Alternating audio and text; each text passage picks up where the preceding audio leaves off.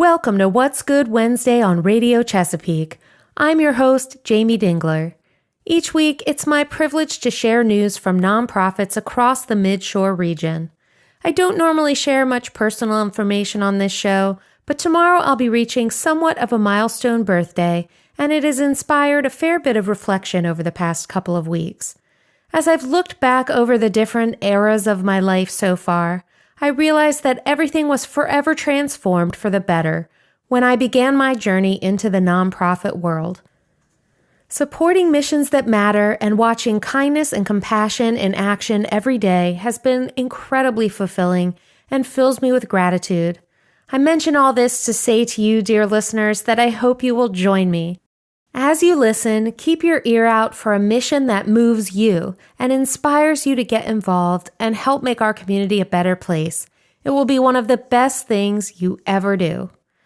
I've come prepared with a ton of amazing nonprofit news this week, so let's dive right in. Last week, we did a special edition of the show dedicated to heroic organizations who stepped up before and during the winter storm. Let's continue sharing that love with more snowstorm shout-outs. Haven Ministries on Kent Island has asked that I help celebrate 3 incredible people who reminded them what compassion in action truly looks like. Last week, a kind-hearted Good Samaritan went above and beyond for one of Haven's semi-regular guests, Rick. She picked him up, stayed with him until the Haven Ministries outreach team arrived, and made sure he had a warm, safe place to spend the night. That same day, 2 amazing supporters braved icy roads and freezing temperatures to deliver a home-cooked meal that can only be described as pure comfort: a cheesy, creamy vegetable bake, stuffed chicken bake, and a giant apple pie. The food was rich, warm, and made with love, and Haven's shelter guests absolutely felt it.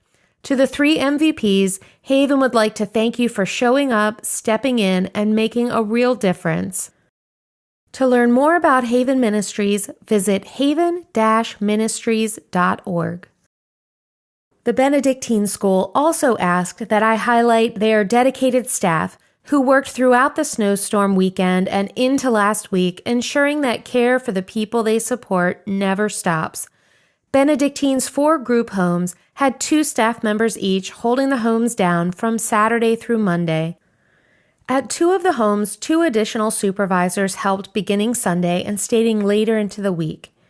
On the school's campus in Ridgely, more than 25 residential staff stayed for the weekend or longer to make sure that students were safe and well cared for. Additional staff was also present at Benedictine's adult group homes. They would like to thank all of these heroes for going the extra mile. Learn more about Benedictine at benschool.org. In Talbot County, Critchlow-Atkins Children's Centers opened their facilities for 3 days last week while the school buildings were closed. Critchlow-Atkins teachers helped students through virtual classes on Thursday and Friday so that parents could get back to work knowing that their children were safe, happy, and learning. 3 of Critchlow-Atkins sites, the preschool site in Easton, the Cordova site located inside Chapel District Elementary School, and the St. Michael site located in St. Michael's Elementary School, have childcare openings available. Find out more about Critchlow-Atkins Children's Centers and learn about enrollment at cacckids.org.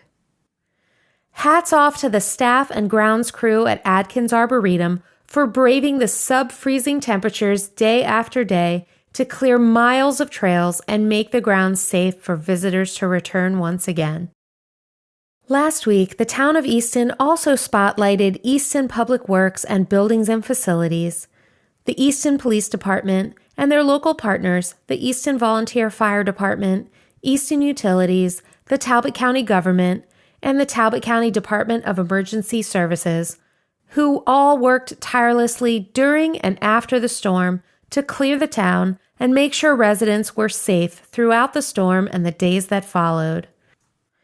Thank you to all of these heroes and so many more that we didn't have an opportunity to mention on the show. It really is absolutely incredible to see our community come together in an emergency and take care of one another. And on that note, let's take a quick break. Stick around and we'll be right back with more What's Good Wednesday in just a few.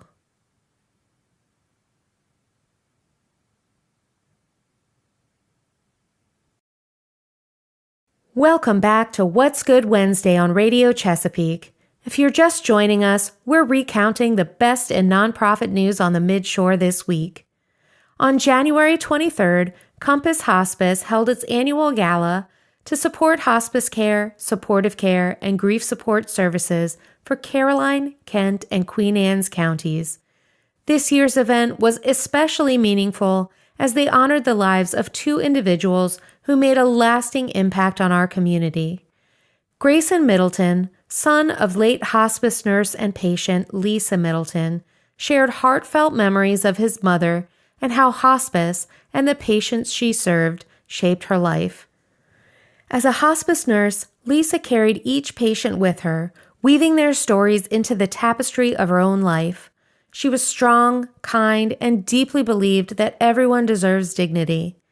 They also honored the life of Tom Willis, whose renovation of one of the organization's former buildings helped Compass grow into the Tri-County Hospice organization it is today.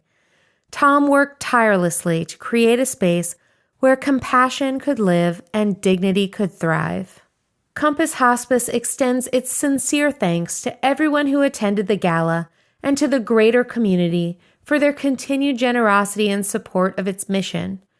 Visit compassregionalhospice.org to learn more.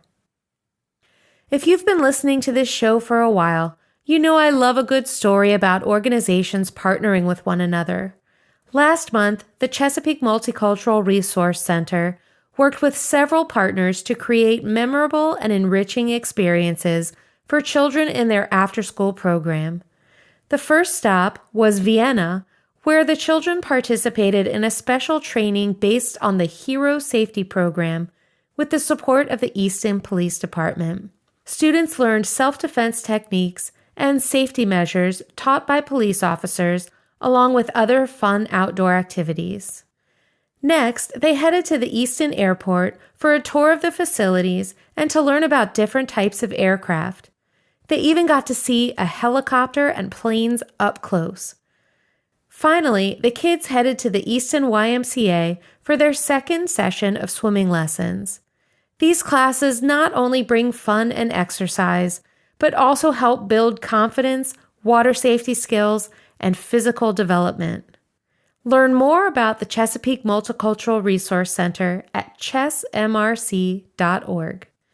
Allegro Academy will begin its Allegro Youth Choir winter session tomorrow. This 6-week session will feature songs from different global traditions. Singers will meet on Thursday evenings from 5 to 6 p.m. to learn songs, skills, and musicianship through a variety of music and activities. The cost is $60 per 6-week session. There are no auditions required, and need-based scholarships are available to everyone. For information, contact Amy at allegroacademyeaston.com. Finally, for you book lovers out there, Shore Lit will be hosting memoirist Jeannie Vanasco, who will be discussing her book, A Silent Treatment, which is an NPR and Electric Lit Best of 2025 pick. This memoir is about the period Jeannie's mother spent living in the basement apartment of Jeannie's Baltimore home, where she began retreating into periods of punishing silence that would last weeks. Jeannie reflects on her mother's withdrawal, articulating her own bewilderment and compassionately exploring this complicated relationship.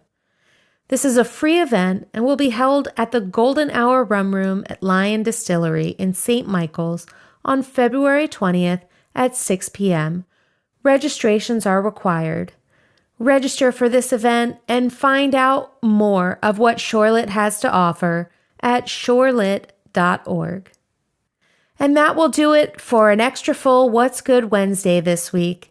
If your Midshore nonprofit has something to share, please send it my way at wednesday@bewhatsgood.com to be featured on an upcoming episode. Thank you so much for tuning in this week and every week. Now go out, get involved, and I'll meet you back here next week for more of What's Good here on the Mid